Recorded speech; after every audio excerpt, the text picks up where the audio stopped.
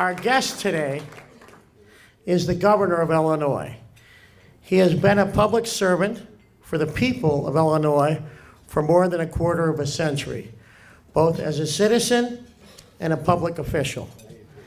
He has focused on restoring ethics to state government and fighting for programs like the Special Olympics and Misericordia, the Haymarket Center, and Special Children's Charities. He is a graduate of Northwestern University School of Law and holds an international economics degree from Georgetown University. Ladies and gentlemen, the governor of the state of Illinois, Governor Pat Quinn. Governor. All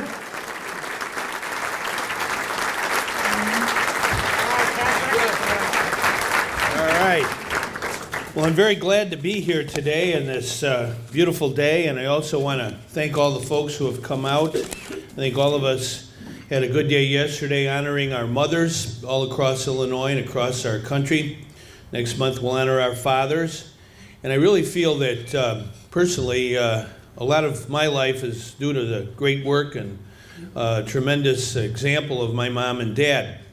And I think all of us know that the great thing about America is that parents sacrifice some of their present in order to help their children's future. That's the best way that we can repay our debt of gratitude to our parents, is to make life better for our children and their grandchildren. That's really the heart and soul of our country. We're a future-oriented country. We understand that all of us, every single person in our country and definitely our state, we're custodians of the future. We have to take good care of those who come after us. We want to leave things better next time or after us than when we found them. And so that's sort of my attitude of being governor of Illinois. It's a challenging job. It's a privilege to be governor. It's a great honor. But I understand that my mission is to take good care of the future. And yesterday at my youngest brother's house, he has 3 daughters under 11, and the youngest is about 4 years old, and she has excellent early childhood preschool education. So she knows the entire state, the United States of America, every single state she can say. And she learned that in preschool. And I want to make sure as governor of Illinois that every 4-year-old and every 3-year-old, every young person with these inquisitive, curious minds has the best education possible. That's really what we have to do.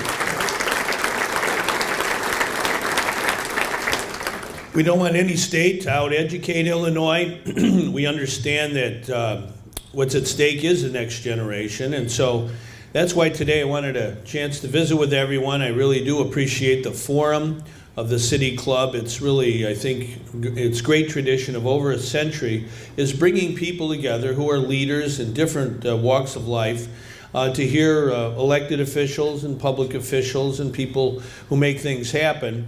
That's what we have to do really in the next 17 days, because today's the 14th of May, and as you know, under our Constitution, the legislature has to finish its regular work by the 31st of May, 17 days. And we have some big work to do because our state is really at a crossroads. For some years, we've had more and more of our expenditures of our state budget devoted to 2 things. One is pensions, public pensions. The other one is Medicaid, our program for health care. Almost 3 million people are in the Medicaid system in Illinois. More than half the births of our society here in our state are done off the Medicaid system. So these are vital programs. Our public employees under the system that we have, about 22% of them are state employees. They actually work for the state of Illinois. The state also provides retirement for teachers at the local level and also university and community colleges. So having a good pension system and a good Medicaid system, that has to be the goal of any good, decent society. And I'm certainly devoted to that. But we have found ourselves in Illinois with a situation that over the last number of years, more and more of our budget, now this year about 39% of our budget, is devoted to just those 2 items. And as a result, there's a squeeze, a very serious squeeze on education, on public safety, on human services, all the other things that we want our government to do, there's less and less money available. And to put it in perspective, in 2008, our state put into the pension system about $1.7 billion, which is a lot of money. That was in 2008. In 2013, the upcoming budget year, will put $5.2 billion into the system. Triple, more than 3 times as much, $3.5 billion in just 5 years. Well, that's an enormous expenditure, and it obviously crowds out not only our expenditure on schools and on public safety, like our state police, on our human services that take care of people who need a helping hand. It also hurts our capital expenditures because we spend more and more money on the pensions of those who work in the transportation system than we do on repairing our roads and bridges and railroads and on that make us a strong state. So we really are at a moment in history. In our State of the State address, I said we have to have a rendezvous with reality. We have to deal with these two issues in a fair way, but also in a strong way, in order to have a restructured Medicaid that focuses on health and wellness. And we also have to stabilize and strengthen our pension systems so those who have faithfully contributed to those systems get a retirement when they retire, get a decent retirement, but also at the same time, it doesn't end up where the state is devoting all of its money to either retirement or to Medicaid. So earlier this year, I proposed 2 plans, very responsible plans, to deal with both of these challenges. And we've had good luck. We've had working groups working on them, bipartisan, both parties, senators and representatives working together. They helped devise the plan. Ultimately, I had to propose the plan, and now we have to enact the plan in the next 17 days. We really are grateful to all of those who have supported us. A number of them are in this room. We've had the support of the Illinois Chamber of Commerce and the Illinois Manufacturers Association, retail merchants. The Civic Federation, which is a very renowned group, does a great job looking at budgets of state and city and county. They said that our proposals were really the key to a road to recovery for Illinois finance, to make sure that we have strong finance so we can invest in things like education in the future. Matter of fact, the Civic Federation said if we don't enact our Medicaid restructuring plan, within a short period of time, 2017, we'll owe $21 billion in the system, and it'll collapse. There will be no way to maintain it. Now, I think it's very important to stress, I believe in decent health care for everyone, and I'm sure everyone in this room does too. And our Medicaid system is essential to having that mission carried out. But we have to have a system. If it collapses, if it's under a sea of debt where you can't pay the bills, then it's not a very good system for anybody, certainly not for the almost 3 million people who are in that system today. So we have to reform it. We have to reform the pensions. And that's why I wanted to talk today. We have plans that have gone forward, have had endorsements from just about every newspaper in the state. They are tough. There's no question about it. Very difficult decisions when you talk about changing the way that people have operated for years and years. And I didn't, frankly, create the difficulties that we have in Medicaid and pension systems and their investment, but my job is here to solve those problems, and we will indeed solve the problem. And I think we can do it in a way that is the best example of Illinois democracy, where people band together and work together for a common good. And that really has to be our watchword over the next 2.5 weeks. We have to understand that reforming these systems and strengthening them so that we have sustainable systems that can operate without terrible debt, it really, for our children and their children, if we bequeath the debts that we have today on them, that's not a very good legacy. So I think this is an important moment for all of us in Illinois to come together and work together. And so I thought today this wonderful club, it has so many different people from so many different places, we need to have an action plan. We have to understand that in Illinois, democracy is not a spectator sport. We have to get involved. we cannot say this is just the mission of legislators alone. They need guidance. They need people from back home to tell them how important this is to our economy. If we're going to have a strong economy in Illinois, we must have a stable fiscal environment. And I think that's why all our business groups that have helped us, and we have some more that endorsed this today, I want to thank them for their help. I know Commonwealth Edison spoke out the importance of coming together on a nonpartisan basis to do the right thing, to make sure that we do have in Illinois economic growth and a stable economic environment for our businesses, large and small. I think this is exceptionally important because we're coming out of a grievous recession. All of us know how bad that was.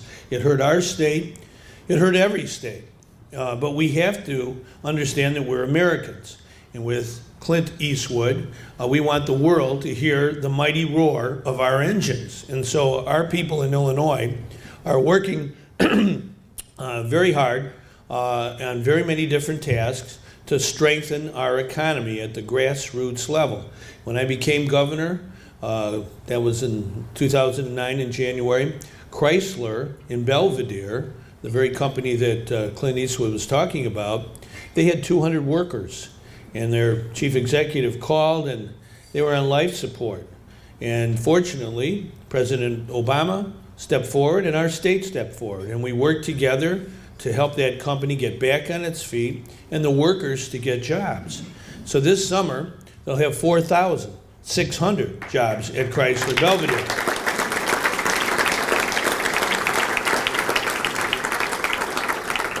We're going to make a Dodge Dart. It's gotten excellent ratings already from Consumer Reports, 40 miles to the gallon, 10 airbags, a very roomy trunk, and I hope you buy one. It'll help Illinois, help your state, help its workers. A matter of fact, in the 60s and 70s, the old Dodge Dart, which some young people never heard of, but I did, that sold 3.7 million vehicles. And the point of the matter is that we can build and make things in Illinois. Our companies, not only Chrysler, but Ford, now 3 shifts round the clock. We have Caterpillar, its best year ever last year. John Deere, same way. We have great, great companies in Illinois. McDonald's and our Baxter and Abbott and a variety of different businesses. And we have great, great workers. When Sergio Marchioni, who is the CEO of Chrysler, came to Belvedere to announce that they're going to build a new Dart there, he told me the reason he picked Illinois is because of the workers, the skill and the enthusiasm of our hard-working men and women. And we should never sell them short. And that's why we have to rise to the occasion right now in government.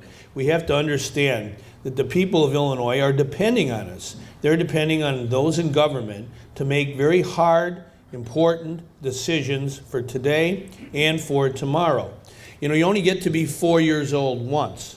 You don't get to be 4 twice. And if you don't get that early childhood education, or if you don't have good K-12 education, or if our community colleges aren't there for folks who may get laid off, get a bad break in the economy, but want to get training to get a new job, to become a welder, to work at Chrysler, if those monies aren't available to invest in those community colleges and our 4-year universities, our economy will falter. We won't do as well as we should. And the future of our kids and their kids will not be as bright as it should be. So I think what we have to do is really put our shoulder to the wheel in the next 17 days. We want you to call today, call tomorrow, call every day. Legislators, even if you don't know them, they don't have to be leaders, but let them know that the stakes are very high. Part of our Medicaid program is to raise the price of cigarettes through a cigarette tax. Now some say, oh no, I can't vote for a tax. Well, what do we want? Cigarettes or education? Are we going to save cigarettes and lose children and their education? It's worth about $700 million if we don't do it right. Because if we raise the price of cigarettes in Illinois, we can get a federal match of almost $350 million from Washington for our Medicaid system. And we can invest that money in a way that creates a better system, a wellness system, a prevention system. Too much of our Medicaid today in fee-for-service is a provider payment system. It doesn't always look at the outcomes of those who are in the Medicaid system. So we want a better system, a restructured system that's focused on wellness. And we can do that in an economical way that does provide decent health care. But we do need to invest in that and get federal money for that. So that's what's part of our plan in the Medicaid. We have reductions and cuts and efficiencies. We have to do that if we're going to save the program. We need to save $2.7 billion this year, this fiscal year. Otherwise, as I said, we're under an ocean of debt. Same way with our pension system, dealing with retirement age, dealing with the issue of COLA, the cost of living adjustment, dealing with the contribution of employees, also those who are employers. Those are things that are tough, not easy, oftentimes resisted. People complain and say somebody else should do it, not me. But we have to understand in a democracy, it's all based on people working together and sometimes sacrificing together for the common good, for the future. That's what our parents have done. That's what our mothers have done, and our fathers as well. They did sacrifice some of their present to help our future. Now it's our turn. And I really feel that Illinois will rise to the occasion in these next 17 days. I look forward to working with everybody here to make that happen. If we accomplish these Herculean tasks of restructuring the Medicaid system, reforming the pension system, our reforms in the pension system really will make this a 100% funded system over the next 30 years, a system that you can count on, that's sustainable, that has secure retirement. It'll really help our state not only today with respect to our credit rating and getting access to the credit markets in a very low interest way, but it'll also help us as we drive to the future, as we lower our unemployment. Every month in the last 7 months, we've had lower unemployment, we have increasing jobs. We have more 25 to 34-year-olds in downtown Chicago, in the Chicago area, than any other place in the United States. We're a digital startup leader right now. We understand how important it is to be involved in the 21st century economy based on information and knowledge and making sure that everybody is in and nobody is left out. That means we do have to invest in a great education system.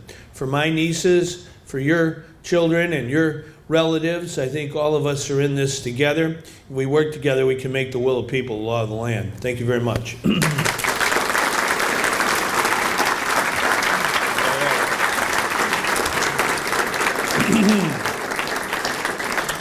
I think, Paul, you want me to answer questions here? We'll try and do that. We believe in town meetings. All right, okay, here you go. Wow. Sorry. All right. A lot of long questions. Looking for the shortest one. Here we go. Always start off with a member. Adam Scheffler. Where are you, Adam? There you go. In the coffin corner, so to speak. Wouldn't it make more sense for the federal government to restructure Medicaid financing to ensure Illinois and all states' residents access to essential health services? Well, it's a partnership right now, 50-50. The federal government puts in about half the money. That's why we have a higher price of cigarettes and get about $350 million for that in our coffers. We can bring that to Washington and match it, get another $350 million, and that'd be about $700 million for the Medicaid system. I don't think that's going to happen very soon, that the entire system will be federalized, depending on the outcome of the Supreme Court's decision on the Affordable Care Act, which will be next month. I'm sure the court will decide. I hope they decide in favor of the Affordable Care Act, and there are provisions in that where there are enhanced federal monies for our state and every state for insuring more people. I do think in order to make that really successful in Illinois, we have to restructure the current system. If the system is based solely on fee-for-service provider payments and not really spending enough time on prevention and wellness of the recipients, it won't be successful. So we have to really restructure the system. That's what we're doing now. It is, as I said, painful and difficult sometimes, but it's absolutely necessary if we're going to be a healthy society. An example would be, really, when you think about American life expectancy in the past century, almost everything is due to public health advances, clean water, prenatal care, making sure that we deal with seat belts and stop smoking as much as we can. All these are public health measures, and I just appointed a new public health director in our state, Dr. Hansbrough. I was with him yesterday at the breast cancer walk of Waimea. And these kind of things are very, very important to have a healthier society. Too often, women, and especially women of color, who may have breast cancer, if it's detected early enough, it can be treated and cured. But too often, our society, because it doesn't focus enough on prevention, these illnesses progress and cause great difficulty and fatality. So I really want to change the whole paradigm of our health, Medicaid system, our health system, into prevention and wellness, and that means all of us have to work together on that. Short question from Martha Jantro, board member. How will you guarantee future state payments to the various pension systems? Well, that's a very important question. We sat down with those who are members of leadership of the unions, of our state employees and our teachers. Obviously, they have faithfully contributed to the pension systems over the years. It wasn't their fault. State government and other governments did not faithfully contribute their proper share to the pension systems over the past really 35 years or so. And so we have to deal with that reality when we talk to our employees. Now, they understand, I think, in their heart that if we don't rescue the pension system, and indeed this is a rescue operation, if we don't save it, then there'll be their own retirement will be in jeopardy in the future. So we've got to do this together, and we've gotten a number of very positive ideas from the employees sitting around a table. We have all the stakeholders participating. One of those is a guarantee of 100% funding, and we can do that in 30 years. By 2042, if we follow the plan that I outlined. Now, part of that plan does involve an ironclad commitment in law to make sure the state does keep up with its requirements, its investment requirements. And I think we can write that in, much like we have for our debt that we have when we issue bonds. The first call on that money is for those who hold the debt. We can put in a very secure position for those who are concerned about the state's investment in the retirement system. So I think that'll help with the program. We have to be faithful to that and we'll obey the law. But if we do, I think we can have a much better situation. Once we have our pensions reformed, the systems reformed, I think it'll really, really help our budget in Illinois, help our economy, help the confidence that we have that we can go well in the future. Okay, Governor, take a breath, because we got 3 questions all in a row, and not one's a softball. So just so give them a little fair warning. They're all basically the same question, but they have little differences. I'll read all 3, and then you could respond, because we avoid repetition. Dan Linesmith, Chicago Jobs Council. Illinois didn't get into the pension and Medicaid crisis in 1 year. Is it realistic to balance the budget in 1 year instead of spreading the pain over 2 or 3? From Andrea Zopp. Understanding that we have to make changes in our Medicaid program, there are some who are concerned about the substantial impact on the communities least able to bear the burden of your proposed cuts. Would you be willing to consider alternatives to your proposal? And she goes on. Sandy Matthews, Illinois Action for Children. What about children? With over $80 million in cuts being proposed for FY13 in the Child Care Assistance Program, how will working poor families go to work without children? Without child care? Public school graduate, I can handle it. Without child care, how will children learn? There's the 3 biggies. Go at it. Well, with respect to the hospitals that are in the front line, the so-called safety net hospitals in Illinois, I think we can work with those hospitals. We've told them already. With respect to the changes in the Medicaid system, we understand that they have a very high, oftentimes Medicaid load, and we want to make sure that we protect them, and we're willing to do that. Some hospitals have many more assets than others, and for those who are on the front line of delivering health care in inner cities, I think we can help them a great deal, and I'm optimistic that we'll come to a meeting of the minds on that. I think it is important to understand that our proposal on Medicaid involves cigarette tax. It involves reducing and making cuts in about 58 different categories. And then it also proposes a provider payment reduction. But we have said we need to reach a target dollar number, and we haven't said to the safety net hospitals whether they have to be included or not. We want them to engage us in a conversation, tell us what their needs are, and I think we can do well. On the whole area of child care, we had a situation, I think it's really the squeeze that I was talking about earlier, that when you have such a huge amount of money in a short period of time devoted to pensions and to Medicaid, that does tend to squeeze out other important priorities, whether they be our early childhood education or our child care. Now in our budget, we have a proposal this week to come up with about $75 million to cover the child care subsidies for this fiscal year to help those parents and those providers that are providing child care for people who go to work.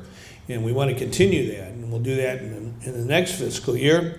I want to work on that budget, but before we can work on the budget of fiscal 13, we do have to address the Medicaid and pension challenges. If we postpone them, as one of the questions said, can't we do it in more than 1 year? The answer is no.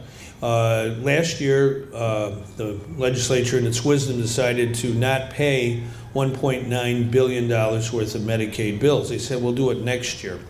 I was not very happy with that. So this year, the tab would be a deficit of $2.7 billion added to the $1.9 billion, almost $4.5 billion. We can't continue on that way. That's exactly the way we got in a problem with pensions in the first place, sort of waiting till next year. We're not the Chicago Cubs. We're not going to wait till another century. We're going to do things and do them now. And we're going to be like the White Sox were in 2005. Nobody expected them to win, and they won. This is a very important point because there is, frankly, a deny, delay, don't act lobby in Springfield. And people of good faith sometimes, not all the time, and they don't want to do anything. And as a matter of fact, the strongest force on earth, as far as they're concerned, is inertia. Just run in place and do nothing. We cannot take this moment in history and squander it. I'm very grateful to all the business groups, the economic groups that have stood for us and come forward and helped us out here. We have to tell Democrats and Republicans in the House and Senate there is no time for delay or denial. We have to address these issues in the best traditions of Abraham Lincoln's democracy. People coming together. Our plans are not set in granite. We will work with everybody and refine the plans, improve them, to make sure we have a plan. And we have to get it done at the end of the month. I'm not sorry.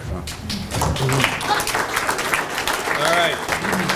A couple of quick questions. The governor, he's so busy, he can't even time to drink water. It shows you how those 17 days are. This was an easy one, but I'm only going to give you a minute because you could probably go for 4 hours. This is from Cherie Seiden from the Niagara Foundation. What are the plans for bringing investment and business to Illinois? Well, this is very important. I was with the Japanese Consul General on Friday night at his home in Evanston, and we want to get foreign direct investment from every country on earth. And this week, obviously, is going to be I think, a challenging week for the people of the Chicago area with the arrival of NATO. But I'm sure we can get through it and do well and tell the whole world about what a great place Illinois is, every part of it, whether it's the city of Chicago or the suburbs or downstate. To put things in perspective, we should never sell ourselves short. I mentioned Chrysler and how they think of the workers and people of Illinois, and that's true of Japan. On the 4th of June, next month, a company called Astellas, one of the leading pharmaceutical companies in the whole world, they're moving their global headquarters to Illinois. We've already built it, they'll dedicate it on June 4th. On July 17th, Mitsubishi, an automaker, their only North American plant is in Normal, Illinois. They're going to be launching their new Outlander, and their CEO is coming here to celebrate that. 2 days later, there's a company called Nippon Shiro that makes railroad cars. Their plant in Rochelle, they're opening that. Matter of fact, they moved from Wisconsin to Illinois. They understand the right place to go. Now, we've taken a lot of abuse from the fellow who's the governor up there in Wisconsin, at least for now. And the fact is that that company saw Wisconsin's sort of dismissing, that governor's dismissing of high-speed rail. We embrace it. We're building Chicago to St. Louis right now. It'll be done in 2014. We just signed an agreement with Ray LaHood, our Secretary of Transportation, the Republican governor of Michigan, Rick Snyder, and I, and Mitch Daniels from Indiana. We're going to try and build a fast train we're doing a study from Chicago to Detroit. And if they do get a new governor up there in Wisconsin, we want to go to Chicago to Milwaukee to Madison and on to Minneapolis. We understand that it is all about the future, and you have to have well-skilled workers. Many may have gone to college, but some graduate from community college or got a career certificate. I was with a young group of veterans down in Ren Lake Community College a year or so ago, and they had come back from Iraq, and many of them had a tough time readjusting. Frankly, they were having, problems with drinking and just depression. But we got them in a community college program to learn how to be a welder, 15 guys. And they all learned how to be welders, and they got jobs, union cards, paychecks. And to me, that's really what we have to do for everybody in Illinois. We don't have a person to waste.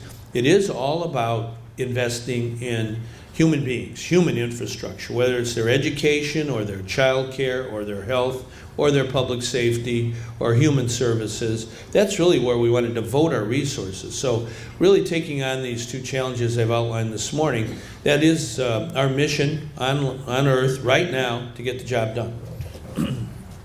Governor, only a couple of more questions, and for those of you who aren't City Club members, we like hard questions, but you have to sign your name, and it's got to be your own name. I mean, this is a rule that we learned from the Chicago Board of Elections, so please make sure it's your own name. This is from Stanley Salmon. Throughout the passage of the Smart Grid Bill, you were a vocal advocate for consumer protection and effective regulations. What policies do you feel are essential in realizing the goals of improved service, providing tools for better energy management? Well, this is a very important issue. I think the smart grid, we want to make it the smartest grid in America, and I want to work with our companies, Ameren and ComEd, to accomplish that task. It is exciting for businesses and individuals that we would have a technology that would allow us to take our energy, our electricity, and be better stewards of it and be able to control it better. We have hot days coming up in the summer, and a good smart grid can help a great deal. It'll also help us in storms. And there is an opportunity, an economic opportunity for our state. We also, I think, have to understand that renewable energy and energy efficiency are part of the overall equation. Last year, Illinois had 404 wind turbines erected in our state, more than any other state. We are east of the Mississippi River. I think that helps us with transmitting our renewable power to the East Coast. It's a little bit easier when you don't have to go across the big river. And I also think that we can make great strides in energy efficiency. The governor's mansion has LED lights. And who invented LED lights? Nick Holyoke, 86 years old. He's still working at the lab at University of Illinois. And we're having LED Day in Illinois at the campus on October 25th. And we have great inventors. With all apologies to Al Gore, we invented the internet at the University of Illinois, and we invent a lot more things, too.